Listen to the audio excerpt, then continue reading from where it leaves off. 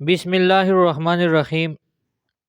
आज का हमारा जो टॉपिक ऑफ डिस्कशन है वो है बायोलॉजिकल मॉलिक्यूल में हमारे पास कार्बोहाइड्रेट है। इस लेक्चर में हम कार्बोहाइड्रेट के सोर्सेज के बारे में डिस्कस करेंगे, क्लासिफिकेशन क्या है, मोनोसेकेराइड, ओलिगोसेकेराइड, पॉलीसेकेराइड और कार्बोहाइड्रेट की क्या फंक्शन है हमारे बॉडी में और इसकी क्या एग्जांपल है। So let's get started. सबसे पहले कार्बोहाइड्रेट डिफिनीशन है। Carbohydrates mean carbon and hydrate. Carbon और हाइड्रोजन से मिलकर एक ऐसा मॉलिक्यूल होता है जो कि हमारे बॉडी में बहुत फंक्शन परफॉर्म करते हैं। सबसे पहले जिस तरह हमें पता है कार्बोहाइड्रेट में एक तो कार्बन एटम होता है और एक हाइड्रोजन एटम होता है और एक ऑक्सीजन एटम होता है। ठीक हो गया। इन्हें ऑक्सीजन, हाइड्रोजन और कार्बन से मिलकर ये बना होता है। अच्छा, इसकी रेशो क्या है? हाइड्रोजन और ऑक्सीजन की रेशो जिस तरह वाटर में है 2:1, इसी तरह कार्बोहाइड्रेट में इसकी रेशो है। Carbohydrates are polyhydroxy aldehyde or ketone derivatives. Carbohydrates या तो हाइड्रोक्सल ग्रुप इसकी मॉलिक्यूल में होगा या फिर कीटोन ग्रुप इसकी मॉलिक्यूल में होगा।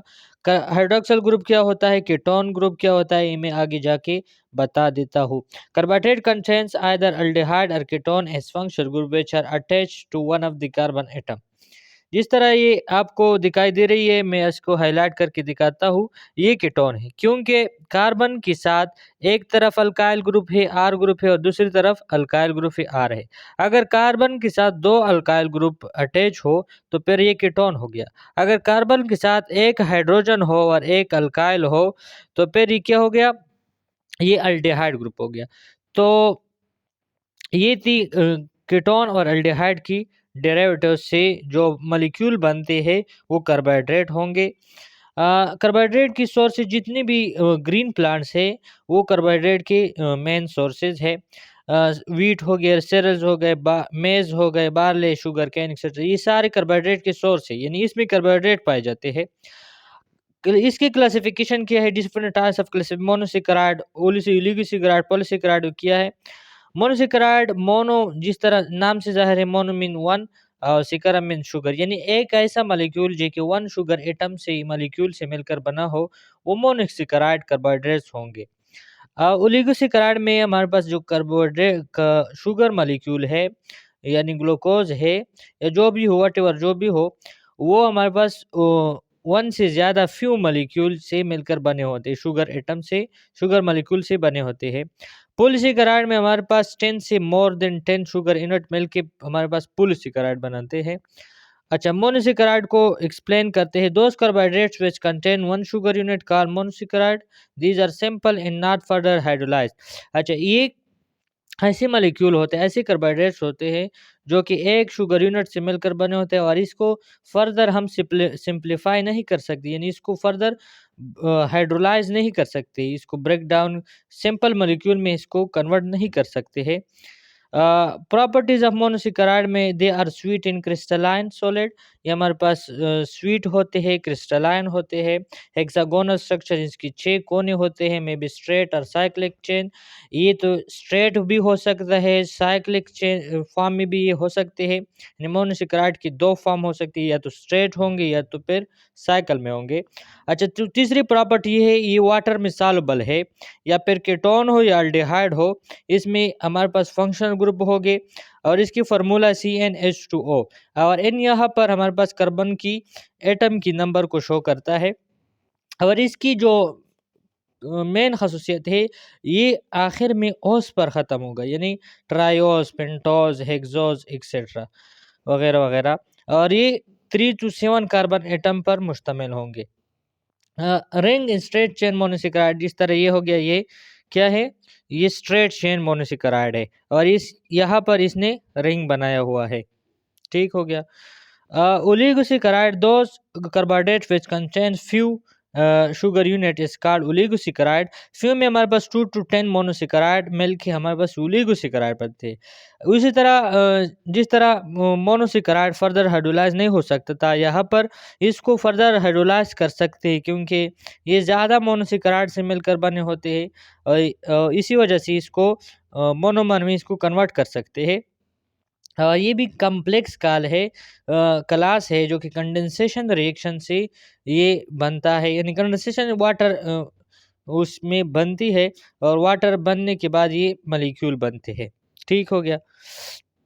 प्रॉपर्टीज ऑफ ओलिगोसेकेराइड, ये स्वीट होता है लेकिन मोनोसेकेराइड से लेस इन स्वीट होता है। ये वाटर में सॉल्युबल है और इसकी दरमियान इस मॉलिक्यूल मोनोमर्स के दरमियान जो बॉन्ड होता है वो ग्लाइकोसिडिक बॉन्ड होता है। ठीक हो गया। और ये ग्लाइकोसिडिक बॉन्ड क्या होता है? कोवेलेंट बॉन्ड होता है, इक्वल शेयरिंग ऑफ इलेक्ट्रॉन हो गया। अ, अच्छा, जो हमारे पास 2 शुगर यूनिट से मिलकर बने होते हैं उसको डाइसैकेराइड कहते हैं और ये बहुत मशहूर है disaccharide. Disaccharide most common oligosaccharide है। 2 शुगर यूनिट से मिलकर बने होते हैं, सक्रोज, मिल्टोज, लेक्टोज, ये फेमस डाइसैकेराइड है। लेक्टोज हमारे पास क्या है? It is form by union of glucose and galactose. जब ग्लूकोज और गिलेक्टोज आपस में मिल के, 2 मोनोमर्स मिल के क्या बनाते हैं? लेक्टोज बनाते हैं। और इसी तरह सक्रोज जब ग्लूकोज एंड फ्रक्टोज मिल के आपस में तो फिर क्या बनाता है? सक्रोज बनाता है और ये शुगर केन में पाया जाता है। मिल्टोज जब 2 ग्लूकोज यूनिट आपस में मिल के तो फिर मिल्टोज बनाते हैं और ये फ्रूट्स में पाए जाते हैं। ठीक हो गया। पॉलीमर्स क्या होते? Polysaccharides those carbohydrates which contain many sugar unit, यानी मेनी का मतलब ये है कि मोर देन 10 शुगर यूनिट से मिलकर बना होता है। They are most abundant in complex carbohydrates, ये बहुत ज़्यादा मिकदार में पाए जाते हैं और ये बहुत कॉम्प्लेक्स, यानी मोनो पॉलीमर्स है ना, ये मोर देन 10 यूनिट से मिलकर बने होते हैं। अच्छा, इसकी जो जायका है ये टेस्टलेस है, कोई जायका नहीं इसकी और ये भी इनसॉल्युबल इन वाटर है। इसको हम फर्दर हाइड्रोलाइज यानी इसको हम वाटर में डिज़ोल्व नहीं कर सकते हैं और इसको मोर देन 10 यूनिट में हम इसको हाइड्रोलाइज कर सकते हैं। और इसकी एग्जांपल क्या है? Starch, cellulose, glycogen, ketone etcetera वगैरह वगैरह। इसकी पॉलीसेकेराइड की जो डिफरेंट टाइप्स ऑफ पॉलीसेकेराइड है, स्टार्च हो गया, सेलुलोज हो गया, ग्लाइकोजन। स्टार्च हमारे पास जितने भी वेजिटेबल है उसमें स्टार्च पाया जाता है और सेलुलोज जो आउटर मोस्ट कवरिंग है प्लांट सेल वाल की, वो सेलुलोज बनाता है। और ग्लाइकोजन हमारे पास लिवर में स्टोर होता है एज अ स्टोर्ड फूड हमारे ह्यूमन बीइंग में। तो ये चेन के फॉर्म में ये होते हैं। अच्छा, फंक्शन ऑफ कार्बोहाइड्रेट्स, इसकी क्या फंक्शन है? व्हेन वन ग्लूकोज मॉलिक्यूल आज completely broken break down it gives us 36 ATP molecule.